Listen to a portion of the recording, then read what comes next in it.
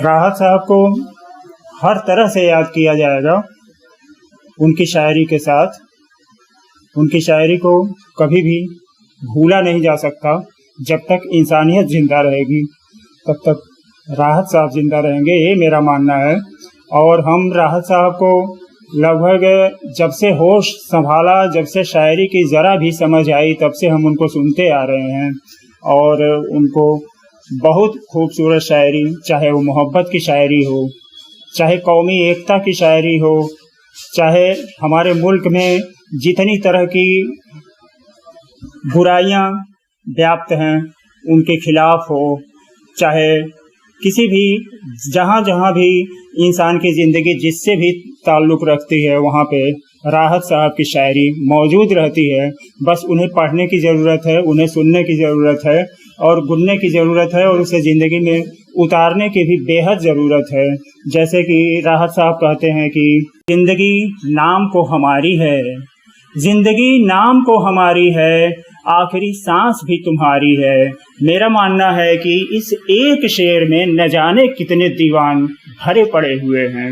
इस एक शेर पर दुनिया के सारे दीवान कुर्बान कर देने चाहिए, जो कि राहत साहब कहते हैं। और इनकी शायरी में जो धार है, इनकी शायरी में जो गज़ल की लज्जत है, जो नज़ाकत है, जो शास्त्रीयता है और जो गज़ल की ताकत है, वो ताकत कूट कूट कर भरी हुई है। इनकी शायरी में ऐसी कोई भी चीज़ नहीं है जो कि गज़ल मांगती है और राहत साहब की शायरी में न हो। मेरा मानना है उनकी शायरी में जो धार है, आज की जो संवेदना मरती जा रही है, आदमी के अंदर से इंसानियत मरती जा रही है, संवेदना मरती जा रही है, उस संवेदना, उस मरी हुई संवेदना को जगाने में अगर सक्षम है तो वह राहत इंदौरी साहब की शायरी है।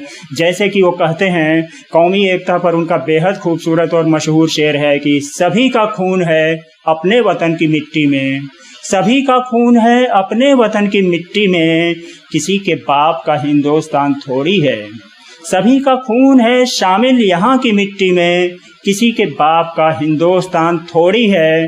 राहत साहब कहते हैं कि शाखों से टूट जाएं वो पत्ते नहीं हैं हम, शाखों से टूट जाएं वो पत्ते नहीं हैं हम, आंधी से कोई कह दे के औकात में रहे, आंधी से कोई कह दे के औकात में रहे। इन वानगियों से आप खुद ही देख सकते हैं कि राहत साहब की कितनी बेहद ज़रूरत है इस ज़माने को। हम अश्रुपूरित नेत्रों से और अपने दिल की अतल गहराइयों से उनको कोट कोट प्रणाम करता हूँ, नमन करता हूँ, खिराज अकीदत पेश करता हूँ और उनकी शायरी और उनके कही हुई बातों को अपने जीवन में उतारने के लिए सबसे गुजारिश करता हूँ। जय हिंद, जय भारत। राहत इंदौरी को एक ऐसे शायर के रूप में याद किया जाएगा जिन्होंने अपनी एक अलग शनाख्त बनाई, अपनी एक अलग पहचान बनाई। एक तो उनका अंदाज़ बयान, पढ़ने का तरीका सबसे मुख्तलिफ था, सबसे अलग था। कि आप डॉक्टर राहत इंदौरी साहब की शायरी को पढ़ें, उनकी गज़लों को पढ़ें तो बिल्कुल ऐसा लगता है कि सीधे सीधे दिल में उतर जाने वाले अशार हैं। और मिसाल के तौर पर अगर उनके शेर पढ़ें कि राह में तूफान है फिर भी ठहरता कौन है, मौत कल आती है आज आ जाए डरता कौन है, तेरे लश्कर के मुकाबिल मैं अकेला हूँ मगर फैसला मैदान में होगा कि मरता कौन है। इसी तरीके की पूरी शायरी आप राहत इंदौरी की पढ़ लें तो आपको महसूस होगा कि बिल्कुल अलग हटकर, आम शायरों से बिल्कुल अलग हटकर उन्होंने एक नए तर्ज की शायरी की, जिसमें तरकीब इजाफी का इस्तेमाल उन्होंने पूरी जिंदगी कभी नहीं किया, जो कि शायरी में अमूमन ऐसा बहुत कम होता है। मिसाल के तौर पर तरकीब इजाफी का मतलब यह हुआ जैसे आप कहें गुलाम जैद, जैद का गुलाम, लेकिन कहीं भी राहत इंदौरी ने तरकीब इजाफी का इस्तेमाल नहीं किया। ये एक खास खूबी राहत इंदौरी की है। और जहाँ तक कलाम की बात है, शायरी की बात है, उन्होंने एक अलग पहचान बनाई और उन्होंने जो शेर कहे उसके अंदर एक दम था। जैसे कि मगरूर दरख्तों को आंधी पटक जाएगी, वही शाख बचेगी जो लचक जाएगी, आसमां छूने का हो जाएगा खुद अंदाजा, जब जमीन पांव के नीचे से सरक जाएगी। ये राहत इंदौरी की शायरी है। राहत इंदौरी ने लोगों के दिलों में एक जगह बनाई और यही वजह है कि राहत इंदौरी हर तबके के लोगों में मकबूल थे। जितना वो बड़े लोगों में मकबूल थे उतने ही वो नौजवानों में भी मकबूल थे। आज वो हमारे दरमियान नहीं रहे, लेकिन उनकी शायरी वो हमेशा उनकी याद दिलाती रहेगी। मैं आयाम स्वरूप के माध्यम से गुजारिश करूंगा कि जैसे कि कोविड-19 की वजह से हम सभी लोगों को अपने चेहरे पर मास्क लगाकर चलना पड़ रहा है। इस समय जो है स्वतंत्रता दिवस पर जो मास्क आए हुए हैं, जैसे कि उस पर तिरंगा छपा हुआ है या फिर तिरंगा का कलर उस पर लगा हुआ है, तो आप लोगों से गुजारिश करेंगे कि ये मास्क आप ना यूज करें, क्योंकि ये मास्क यूज करने के बाद हम लोग क्या करते हैं कि डस्टबिन में या फिर कहीं ना कहीं फेंक देते हैं। तो इससे क्या होगा, हमारे तिरंगे की अपमान होगा और हम जो है अपना तिरंगे को अपमानित होते हुए नहीं देख सकते। राहत इंदौरी एक जिंदा दिल व्यक्ति माने जाएंगे। उनकी मृत्यु 11 अगस्त 2020 को शाम 5 बजे हुई। राहत इंदौरी एक अपने दुनिया में गीतकार, शायर और बहुत सारी चीजों में उन्होंने उपलब्धि पाई।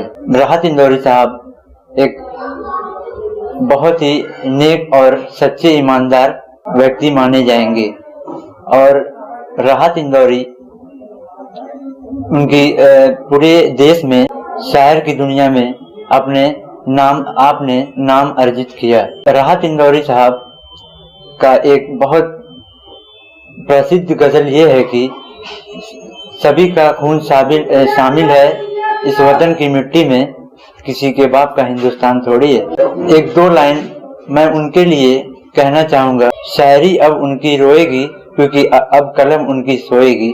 एक दो लाइन उनके लिए मैं अपने तरफ से व्यक्त करना चाहता हूँ कि किसी को भी अपना परिश्रम करना हो तो उनसे सीखें।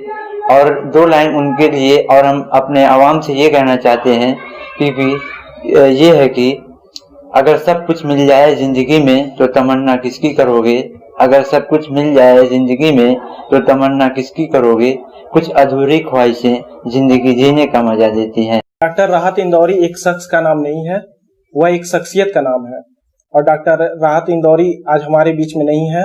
वह एक नेक और जिंदा दिल शायर थे जिनके जाने से हम सभी को एक बहुत भारी नुकसान हुआ है। डॉक्टर राहत इंदौरी ही थे जिन्होंने अपनी शायरी और गजल के माध्यम से उर्दू की जितनी भी शायरियां हैं और गजलें हैं उनको सजोकर और बचाकर अभी तक बचाए हुए रखा था। मगर अफसोस वह अब हमारे बीच नहीं रहे, लेकिन उनकी प्रमुख शायरियां आज भी हमारे बीच में हैं और हम उनके शायरी के माध्यम से हम आज भी उनको जिंदा महसूस करते हैं और करते रहेंगे। यह हम कह सकते हैं कि उर्दू अदबी क्षेत्र में का एक नगीना चला गया। कुछ शायरियों से यह देखने को मिलता है कि उनके दिल में हिंदुस्तानियत बसती थी। जैसे कुछ प्रमुख शायरियों में से उनकी एक शायरी है कि मैं जब मर जाऊं तो मेरी एक अलग पहचान लिख देना, लहू से मेरी पेशानी पे हिंदुस्तान लिख देना। उनकी प्रमुख शायरियों में से एक शायरी यह भी है कि यह माँ के कदमों के निशान है, जरा दिए तो जला। यह माँ के कदमों के निशान है, जरा दिए तो जला, देख इधर ही कहीं जन्नत होगी। जैसी प्रमुख शायरियां अब हमारे बीच में है, मगर अफसोस राहत इंदौरी साहब अब हमारे बीच नहीं रहे।